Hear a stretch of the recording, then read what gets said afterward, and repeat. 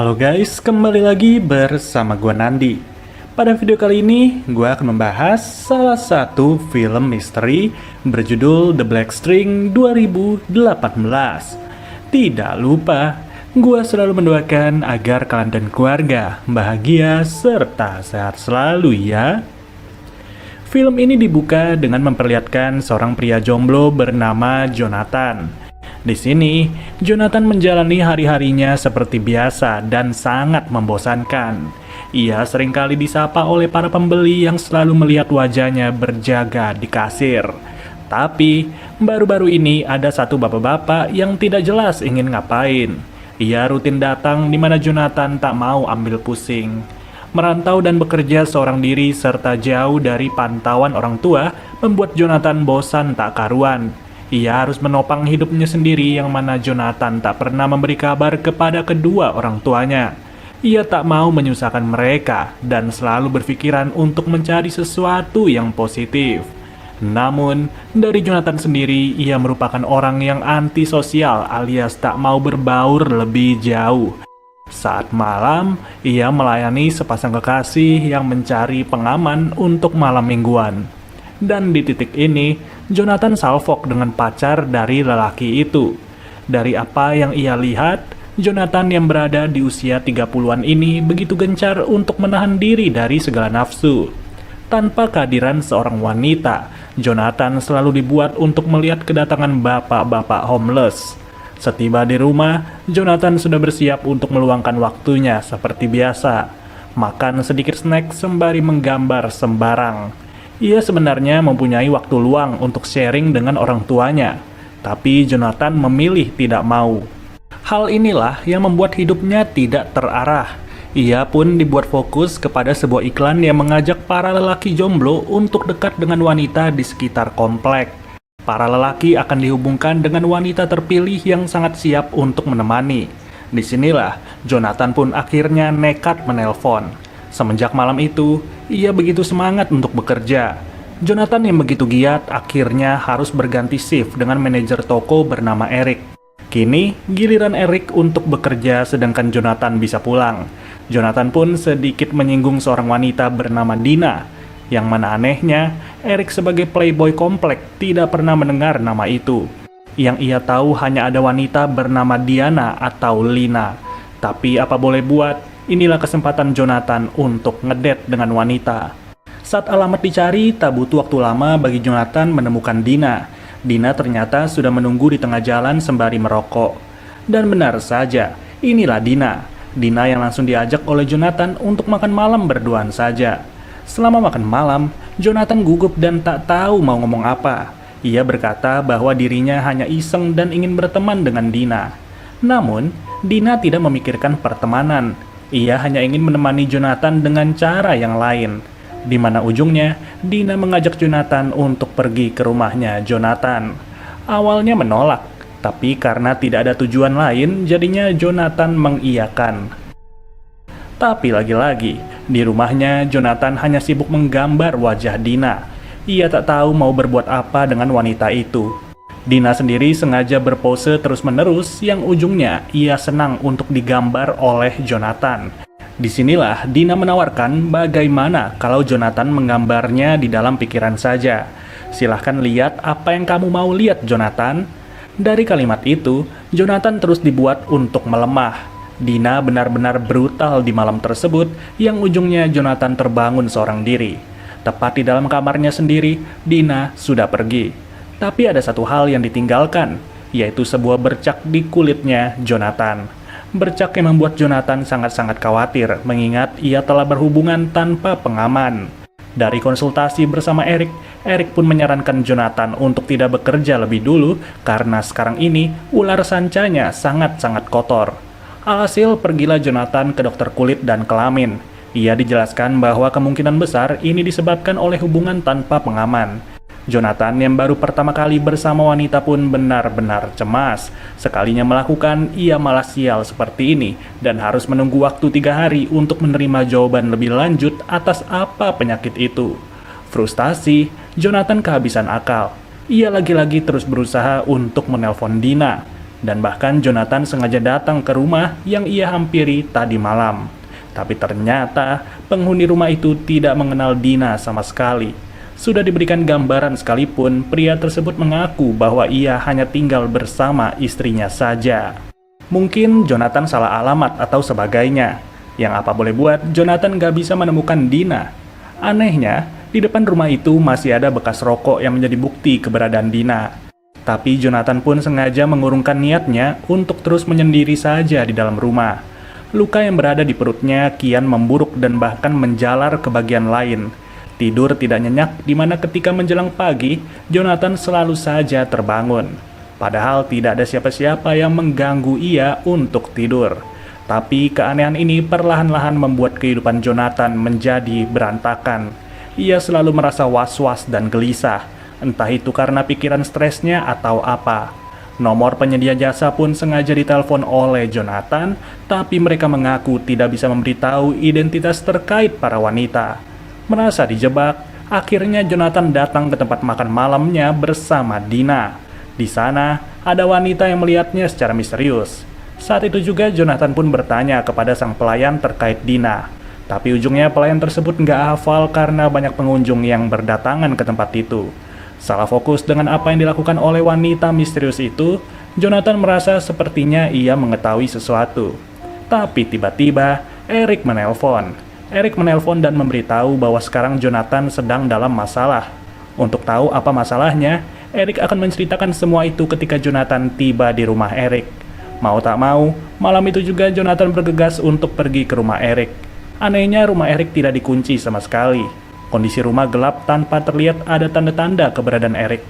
Curiga ada yang tidak beres, Jonathan malah terus masuk ke dalam rumah untuk mencari tahu. Yang ujungnya, saat itulah ia diserang oleh seseorang. Tapi setelah kejadian tersebut, Jonathan sudah dibawa oleh para polisi. Dengan kondisi baru tersadar, Jonathan dihadapkan oleh dokter bernama Ronaldi yang menjelaskan bahwa ia baru saja menyerang kerabatnya sendiri. Nah, di sini Jonathan mengaku bahwa ia tak merasa menyerang Eric, justru ada orang yang menyerangnya dari belakang. Di hadapan kedua orang tua Jonathan, Eric mengaku bahwa ia melihat Jonathan hanya berdiri saja di pintu masuk rumahnya dan mematung. Tapi saat didekati, Jonathan malah mengajarnya. Pengakuan ini jelas aneh bagi Jonathan. Bagaimana mungkin ia hanya berdiri saja sedangkan dirinya sudah berkeliling di dalam rumah Eric. Dan di sini disimpulkan bahwa Jonathan sedang tidak berada dalam kondisi sehat. Kedua orang tuanya yang khawatir pun memutuskan untuk menjaga Jonathan. Yang tiba-tiba, Jonathan langsung muntah dan membuat ia harus ditangani secara serius. Miris memang pria ini. Berawal dari iseng, sekarang kondisinya semakin drop dan semakin drop. Saat malam, lagi-lagi Jonathan sangat sulit untuk tidur. Ia tak bisa tidur nyenyak seperti pasien yang lain yang ada di sini. Apalagi bercak di tubuhnya mulai menjalar sampai ke tangan. Tapi saat esok pagi, dokter mengizinkan Jonathan untuk dirawat oleh kedua orang tuanya. Ia dibawa ke rumah kedua orang tua untuk tinggal selama beberapa bulan. Jonathan dianggap oleh dokter tidak bisa tinggal sendiri. Ia harus berada dalam pengawasan 24 jam. Awalnya memang, Jonathan merasa nyaman dan betah untuk dijaga oleh ayah ibunya. Tapi tak lagi ketika makan malam. Karena takut Jonathan bertindak macam-macam, jadinya untuk makan ia tidak diberi pisau dan garpu dari stainless, melainkan alat makannya diganti dengan bahan yang lebih aman, yaitu plastik.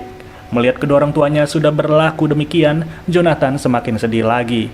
Dan selama masa sedih, iklan pembawa sial itu masih saja tayang di TV. Lalu, Jonathan yang ingin kabur pada malam itu dikejutkan dengan kedatangan ayahnya. Ia pun kepergok dan sekarang ini Jonathan akan dibius untuk dibuat lelap lagi. Tapi Jonathan gak mau pasrah gitu aja. Ia terus memberi perlawanan sampai-sampai ayahnya harus ditonjok. Jonathan pun nekat kabur dari jendela kamar menuju ke bawah. Ia berlari terus meninggalkan rumah masa kecilnya hanya untuk hidup seorang diri. Ia merasa bisa mengatasi semua ini tanpa harus diganggu oleh kedua orang tua ataupun dokter. Yang pada akhirnya, mulai detik ini, Jonathan harus menggelandang selayaknya homeless. Tidak ada uang dan tempat tinggal. Jonathan terpaksa harus mencari tempat kosong yang setidaknya masih bisa ia tempati. Terlihat bahwa rumah yang sangat jauh dari pemukiman membuat Jonathan sedikit nyaman. Ia pun nekat untuk melakukan satu hal kriminal lagi, yaitu mencuri sepeda. Sepeda yang ia gunakan untuk pindah ke area lebih jauh, di mana ujungnya Jonathan sengaja mengemis. Sial, ia harus bertemu dengan pria kedua yang ternyata seorang konsumen yang sempat membawa kekasihnya. Pria itu mengaku sadar bahwa Jonathan sempat memperhatikan pacarnya secara genit. Namun atas keributan sesaat, Jonathan pun berhasil mengambil uang receh yang setelahnya ia kabur. Tapi kaburnya pun sembari meledek dengan memberitahu bahwa pria itu akan tertular penyakitnya. Di kota, Jonathan tak sengaja melihat poster yang mengaku bisa membantu menghilangkan segala kutukan, hal kotor, dan lainnya. Apabila merasa demikian, maka ia bisa datang ke tempat seorang cenayang bernama Miss Melinda. Disinilah, Jonathan pun semakin sadar bahwa Miss Melinda itu adalah wanita yang sama yang terus memperhatikannya ketika berada di dalam tempat makan. Saat dihadapkan kepada anaknya Melinda, Jonathan mengaku bahwa ia mengalami ruam-ruam yang tidak jelas. Ujungnya, Jonathan diberikan satu kantong penawar yang bisa ia pakai sendiri. Tapi kantong itu tidak gratis, melainkan Jonathan harus merogoh kocek sampai rela memberikan jam tangannya. Tak cukup di situ, Miss Melinda akan datang ke tempat Jonathan di pukul 6 sore. Saat kembali, Jonathan setidaknya merasa ada harapan. Ia merasa Miss Melinda itu bisa membantu dengan segala keanehannya. Jonathan diberikan buku yang ternyata benar-benar menggambarkan keadaannya. Setelah berhubungan dengan orang terjangkit, korban akan merasa linglung dan mendapatkan segala aura negatif. Aura jahat yang semakin lama akan menyedot aura positif di tubuh korban. Dan di balik itu semua, ada satu kesimpulan bahwa si korban sudah terikat dengan aksi jahat dari penyihir. Sayang, sejauh ini Jonathan belum bisa bertindak. Ia harus menunggu kedatangan Miss Melinda ke tempatnya. Dan ketika waktu semakin larut, barulah tanda-tanda kedatangan Miss Melinda sudah terlihat. Jonathan bersama wanita itu berduaan aja di rumah kosong ini. Yang tak lama, Jonathan sengaja dilingkari di dalam lingkaran khusus dan selama ritual ia tidak boleh keluar dari lingkaran itu. Sebuah belati pun turut diberi kepada Jonathan. Miss Melinda menyuruh Jonathan membuka lukanya dengan belati itu dan tarik apapun yang terlihat. Benar saja, ada benang hitam yang menggumpal dan sangat sulit untuk ditarik. Jonathan harus menahan rasa sakit luar biasa sembari mengencangkan tarikannya. Hanya saja, usaha itu gagal dan sepanjang malam Jonathan harus lemas hingga tertidur. Saat pagi, lagi-lagi Jonathan ditinggal oleh wanita yang berbeda. Ia tidak menemukan Miss Melinda, melainkan hanya menemukan pria tua yang lagi-lagi harus ia lihat. Di sini, jelas sudah bahwa pria tua itu sebenarnya ingin memberitahu sesuatu. Tapi Jonathan gak peka dan ia cenderung mempelajari segala masalahnya seorang diri. Jonathan tahu bahwa apa yang tertulis di buku kecil itu memang menyerupai seluruh kondisinya. Sebagai solusi, para penyihir yang membawa masalah harus dieksekusi oleh Jonathan sendiri. Dan hal itulah yang membuat ia nekat untuk menyusup ke rumah yang sempat ia datangi. Ia masuk ke dalam rumah itu secara cepat tanpa boleh diketahui oleh siapapun. Jonathan pun sadar rumah ini sepertinya dimaksudkan untuk tujuan tertentu. Dari situ ia jelas harus bersiap akan segala bahaya yang bisa datang kapan saja. Dan semakin dalam berjalan di rumah tersebut, Jonathan tertarik untuk ke atas. Ia masuk ke sebuah kamar, yang mana ternyata kamar itu dihuni oleh seseorang. Seorang manusia yang tanpa disangka itu adalah Dina. Ya, Dina, tapi Dina yang Jonathan lihat kali ini jauh berbeda dari sebelumnya. Ia ternyata telah memiliki luka ruam di seluruh tubuh dan Dina menunjuk ke satu arah, yaitu sebuah gambar. Gambar yang memiliki maksud tersendiri dan terlihat ada satu entitas yang menarik sesuatu dari seorang manusia. Di saat yang sama, orang-orang penghuni di rumah itu mulai pulang. Jonathan yang panik pun terus bertanya kepada Dina apa solusi dari semua ini. Tapi Dina nggak bisa menjawab dan ia hanya teriak kesakitan tanpa henti. Akhirnya, Jonathan nekat untuk bertemu para penghuni rumah. Ia mengancam ketiga orang itu untuk dilaporkan kepada para polisi terkait aksi sihir dan penyekapan. Anehnya, ketiga penghuni itu malah mempersilahkan dengan santai. Kemudian secara cepat Jonathan langsung bergegas menggunakan sepedanya mampir ke tempat ia bekerja. Demi bertemu Eric, Jonathan meminta bantuan dan Eric segera mengiyakan. Tapi, Jonathan harus membersihkan tubuhnya lebih dulu yang secara diam Eric sengaja menelpon polisi. Selama di kamar mandi, Jonathan gak sadar tuh kalau rekannya sendiri telah menjerumuskan ia kepada polisi. Dan hingga tiba saatnya, terdengar sirine polisi yang sangat keras. Barulah dari situ Jonathan sadar bahwa Eric telah melaporkan keberadaannya. Tidak ada bantuan dari kerabat kerja, jelas Jonathan harus pasrah. Daripada ditembak, Jonathan harus menyerah untuk diborgol yang mana Eric hanya bisa melihatnya. Jonathan dibawa lagi ke tempat ia sebelumnya. Tapi kali ini, ia tidak akan dibiarkan untuk berjalan gitu aja selama beberapa hari. Hingga tiba waktu yang tepat, para dokter sudah setuju untuk membiarkan Jonathan mandiri. Tapi sekali dibiarkan, Jonathan memulai semua dengan membuat lingkaran di lantai. Dari situ Dr. Ronaldi berkata kepada Jonathan untuk menghadapi segala ketakutannya. Jika memang benar ada satu entitas yang mengganggu, maka Jonathan tidak boleh lari lagi. Atas jawaban itu, Jonathan berkata bahwa si dokter harus bertanggung jawab apabila ia mati.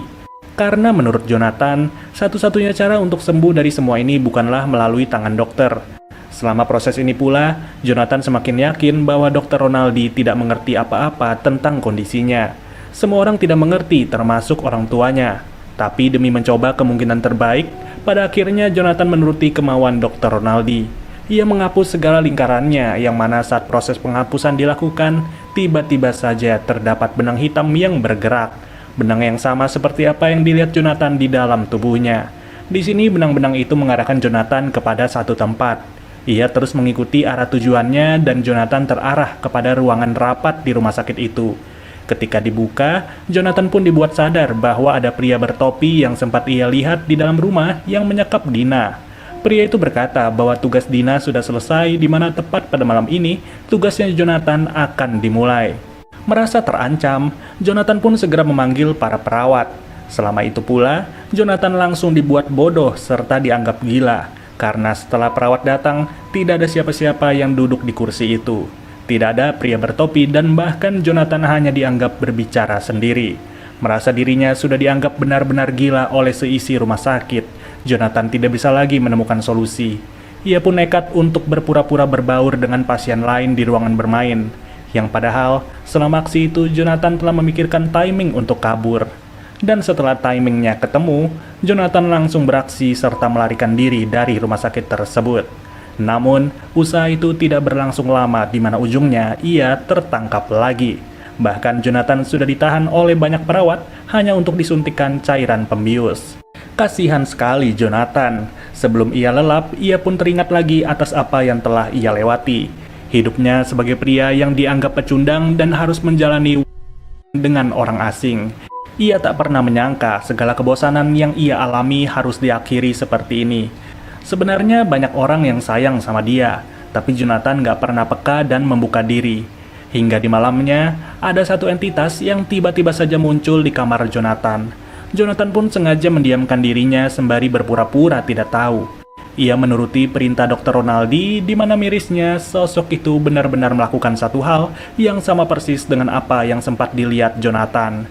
Benang hitam di dalam tubuh Jonathan ditarik habis selama satu malam. Sosok mengerikan itu benar-benar beringas dan Jonathan tidak teriak sama sekali. Ia sengaja diam sepanjang malam yang hasilnya para perawat merasa Jonathan berhasil tidur nyenyak. Nyatanya, satu perawat harus dibuat histeris setelah melihat isi kamar dari Jonathan. Semua pun panik tak karuan dan mereka hanya tertuju kepada satu keanehan. Keanehan yang tidak pernah dihadapi oleh dokter dan juga ilmu-ilmu terkait kedokteran. Tak ada yang tahu apa yang terjadi kepada pria malang ini. Di akhir hayatnya, Jonathan terlihat sedang menggenggam sebuah belati miliknya. Dan di akhir cerita, terlihat ada seorang gadis yang menunggu di pinggir jalan, di mana tak lama datang para penghuni rumah yang sempat diancam oleh Jonathan. Tapi siapa sangka, mereka benar-benar penyihir, di mana gadis itu sengaja dirayu untuk diberikan tumpangan secara gratis. Dari sini kita tahu bahwa modus itulah yang diterapkan kepada Dina. Nanti gadis tersebut akan ditumbalkan juga, yang ujungnya adalah laki baru yang menjadi Jonathan kedua. Dan begitu seterusnya, tanpa diketahui maksud dan tujuan dari para penyihir itu. Tujuan paling jelas sih ya kekayaan ya, dan harta berlimpah. Dan untuk kenapa Jonathan menggenggam belati, gua rasa itulah cerdiknya si iblis. Jonathan dibuat seolah-olah mengakhiri hidupnya sendiri dengan sebuah belati yang seharusnya menjadi solusi. Tapi karena dokter dan orang sekitarnya nggak percaya gitu-gituan, jadinya Jonathan dianggap gila akan halusinasinya sendiri. Padahal memang benar, jika Jonathan nggak telat mengeluarkan benang itu, maka bisa dipastikan ia masih bisa selamat. Contoh selamatnya seperti apa? Ya seperti pria tua yang kemungkinan besar telah menjadi korban juga dari penyedia jasa kencan di iklan televisi. Oke deh guys, mungkin segini aja alur cerita dari film berjudul The Black String 2018. Sampai bertemu lagi di video berikutnya. Gua Nandi cabut dulu. Dadah.